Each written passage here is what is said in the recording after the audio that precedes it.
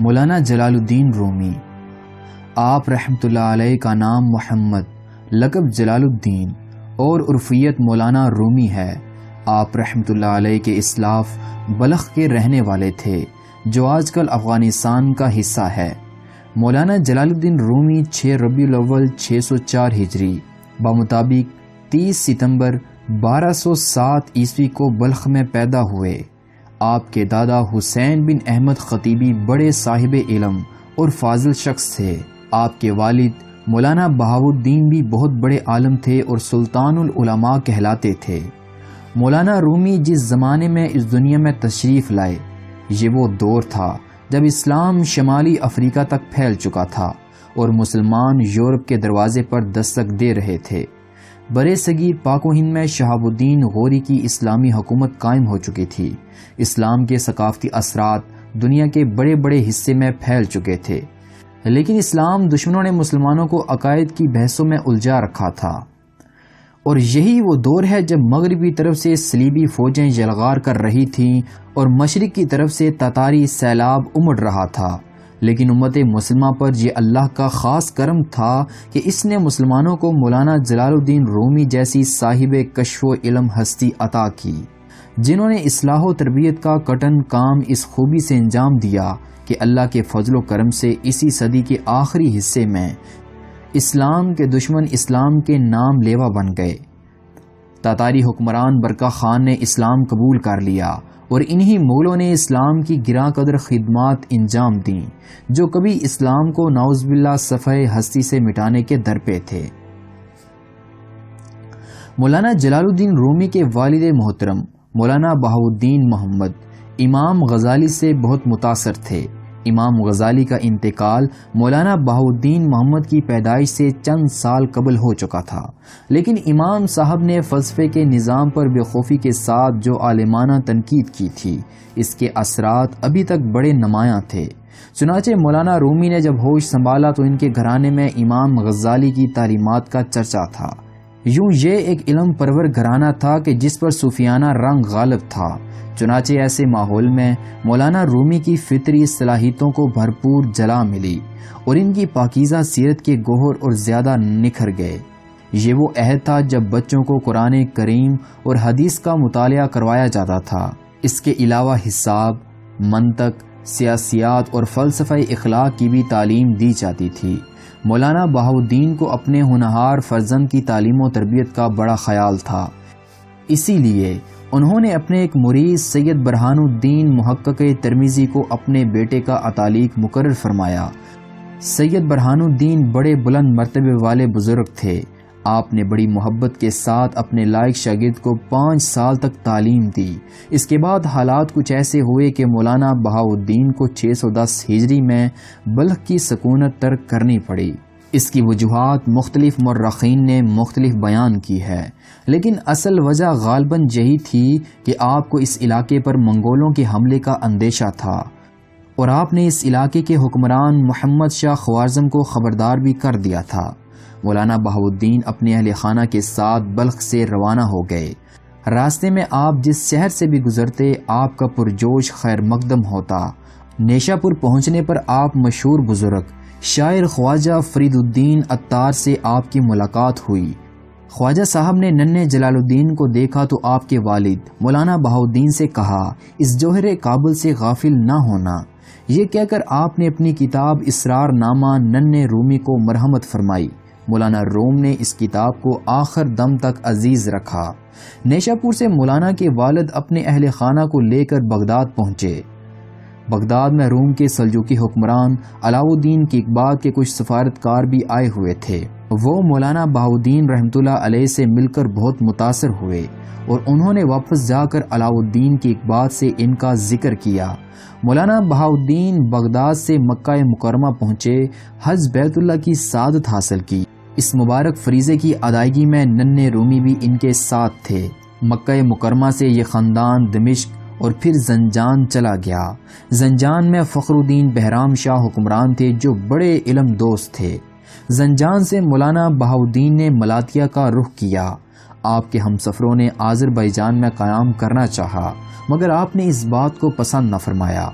والی آذربائیجان کی ملکہ عصمت خاتون خود آپ رحمۃ اللہ علیہ کو روکنے کے لیے پہنچیں۔ آپ کے بے حد اصرار پر مولانا بہاؤالدین نے خواہی ظاہر کی کہ قصبہ اطہشر میں آپ کے لیے ایک مدرسہ تعمیر کرا دیا جائے۔ چنانچہ فوری طور پر ایک مدرسہ تعمیر کیا گیا۔ مولانا بہاؤالدین نے اس مدرسے میں 4 سال تک درس و تدریس کے فرائض سر انجام دیے۔ آذربائیجان کے والی ملک فخر الدین اور ملکہ عصمت خاتون کے انتقال کے بعد سلطان العلماء مولانا بہاؤالدین لارندہ چلے آئے۔ یہاں بھی ایک مدرسہ تعمیر کیا گیا اور مولانا بہاؤالدین نے 7 سال تک یہاں تعلیم دی۔ سمرقند کے ایک معزز بزرگ خواجہ شرف الدین سمرقندی بھی لارندہ آ گئے تھے۔ مولانا بہاؤالدین کی خواہش پر خواجہ شرف الدین کی بیٹی گوہر خاتون کی شادی مولانا جلال الدین رومی سے کر دی گئی۔ اس وقت مولانا کی عمر 17 یا 18 سال تھی۔ یوں 632 ہجری میں مولانا کے پہلے فرزند رشید سلطان پیدا ہوئے۔ مولانا کے دوسرے بیٹے علاؤ الدین بھی لارندہ ہی میں پیدا ہوئے۔ روم کے حکمران علاؤ الدین کے اقباط کے دور میں تتاریوں کا فتنہ نمودار ہو چکا تھا اور چنگیز خان نے بلخ، بخارا، سمرقند، نیشاپور، ہرات اور مرو میں تباہی مچا دی تھی۔ چنانچہ تمام متاثرہ علاقوں سے لوگ پناہ لینے کے لیے کونیا کا رخ کر رہے تھے۔ کونیا موجودہ ترکی کے شمال حصے میں واقع ہے۔ علاؤ الدین کے اقباط علم پرور حکمران تھے۔ انہوں نے کونیا آنے والے علمی شخصیات کو بہت عزت دی اور مولانا بہاؤالدین کو بھی کونیا آنے کی دعوت دی۔ مولانا بہاؤالدین نے دعوت قبول کر لی اور لارندہ سے کونیا منتقل ہو گئے۔ اس وقت مولانا رومی کی عمر تقریباً 22 سال تھی۔ علاؤ الدین کی اقباط نے مولانا بہاؤالدین کے ہاتھ پر بیعت کر لی۔ کونیا میں قیام کے دوران 2 سال بعد مولانا رومی کو ایک صدمے سے دوچار ہونا پڑا، کیونکہ 628 ہجری میں مولانا کے والد سلطان العلماء مولانا بہاؤالدین رحمۃ اللہ علیہ کا انتقال ہو چکا تھا۔ ان کے بعد تمام اکابر کی نگاہ مولانا رومی پر پڑی اور اتفاق رائے سے مولانا رومی کو اپنے والد کا جانشین چن لیا گیا۔ ان دنوں مولانا رومی کے اتالیق سید برہان الدین محقق ترمذی اپنے وطن ترمز میں تھے۔ انہیں اپنے مرشد مولانا بہاؤالدین کے انتقال کی اطلاع ملی تو وہ اشکبار آنکھوں کے ساتھ کونیا پہنچے۔ پیارے شاگرد جلال الدین رومی کو گلے لگایا۔ یہ جان کر انہیں بے حد خوشی ہوئی کہ ان کے ہونہار شاگرد نے تمام علوم میں کمال مہارت حاصل کر لی ہے۔ مولانا رومی اپنے بے انتہا علم کے باوجود اب بھی علم کے حصول کے متلاشی تھے۔ علم کی پیاس ہنوز باقی تھی۔ اپنی تشنگی دور کرنے کی غرض سے انہوں نے 630 ہجری میں شام کا رخ کیا۔ اس زمانے میں دمشق بہت بڑا تعلیمی مرکز تھا۔ مولانا پہلے حلب پہنچے۔ یہاں سلطان صلاح الدین ایوبی کے بیٹے الملک الظاہر نے کئی مدرسے قائم کیے تھے۔ مولانا نے مدرسہ حلاویہ میں مولانا کمال الدین ابن ادیم سے علم حاصل کیا۔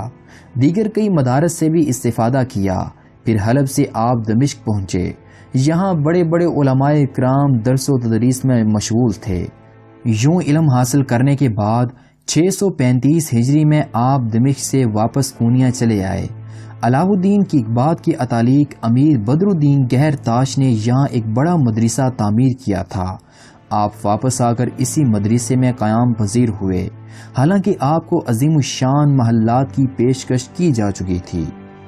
کونیا میں آپ نے درس و تدریس کی ذمہ داری سنبھال لی اور مولانا کے اکثر ساتھی بھی کونیا آ پہنچے۔ اس طرح کونیا علماء کرام کا بڑا مرکز بن گیا۔ مولانا رومی کے مدرسے میں 400 سے زائد طلبہ تھے۔ مولانا اپنے مدرسے کے علاوہ دیگر 3 مدارس میں بھی درس دیا کرتے تھے۔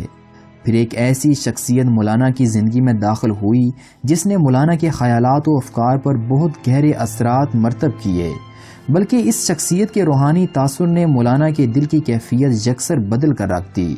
یہ شخصیت ایک بہت بڑے بزرگ اور صوفی حضرت شاہ شمس تبریز کی تھی۔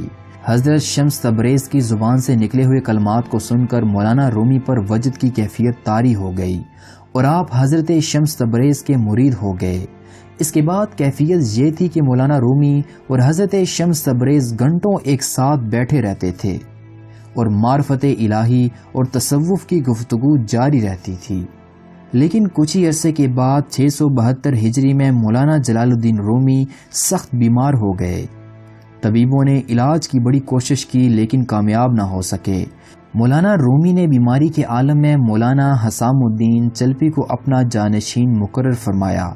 اپنے مریدوں کو نصیحتیں کیں کہ وہ ہر حال میں اللہ سے ڈرتے رہیں، اور 6 جمادی الاخر 672 ہجری بمطابق 13 دسمبر 1273 عیسوی کو غروب آفتاب کے وقت عالم اسلام کے اس عظیم ستارے نے دنیائے فانی کو الوداع کہا۔